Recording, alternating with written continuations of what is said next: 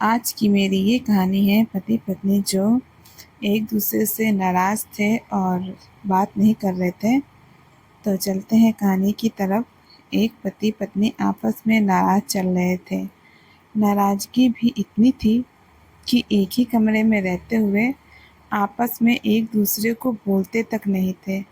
दोनों अपने अपने काम में कोई कमी नहीं आने देते थे। जैसे सुबह पति उठता तो पत्नी चाय टेबल पर रख जाती और ऑफिस का समय होता तो लंच बॉक्स तैयार कर देती। इसी तरह पति भी ऑफिस से आते समय सब्जी राशन आदि लेकर आ जाता था। काफ़ी दिन गुजर गए। एक दिन पति को ज़रूरी काम से ऑफिस में 8 बजे की जगह 6 बजे पहुंचना था, लेकिन उसकी नींद 7 बजे से पहले नहीं खुलती थी। रात को सोते समय पति को विचार आया कि सुबह मुझे 5 बजे कौन उठाएगा। पति के दिमाग में एक उपाय आया। वह एक पर्ची अपनी पत्नी के नाम लिखने लगा। देखो मीना, मुझे सुबह जल्दी ऑफिस जाना है, इसलिए मुझे 5 बजे जगा देना। इस तरह पर्ची लिखकर वह पत्नी के बेड पर रख आया और बेफिक्र होकर सो गया।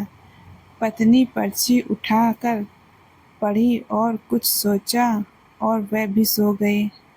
सुबह पति की नींद खुली तो उसने उठकर घड़ी की तरफ देखा। घड़ी में 7 बज रहे थे।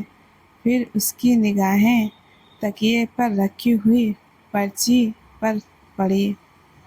उस पर लिखा था कि जी उठ जाओ, सुबह के 5 बज गए हैं। पति अनपढ़ पत्नी को समझाते हुए, देखो शीला, कल हमें पार्टी में जाना है, तुम अच्छी तरह तैयार हो जाना और पढ़ी लिखी जैसी पोशाक पहनना, क्योंकि वहाँ पर सभी बड़े लोग इकट्ठा होंगे और उस पार्टी में ज़्यादातर अंग्रेजी बोलेंगे। वह तुमको भी बोलेंगे कि ये तुम्हारे साथ कौन है, तो तुम कहोगी क्या, ये मेरे हस्बैंड और मैं इनकी वाइफ हूँ। बेचारा पति सारी रात हस्बैंड और वाइफ रटवाता रहा। जब पत्नी ने कहा मैं बोल दूंगी और अब आप आराम से सो जाओ। सुबह उठकर नहा धोकर दोनों पति पत्नी पार्टी में पहुंच गए।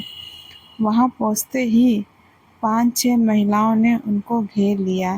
पत्नी ने पूछा, ये आपके साथ कौन है? तो पत्नी ने कहा, ये मेरे हस्बैंड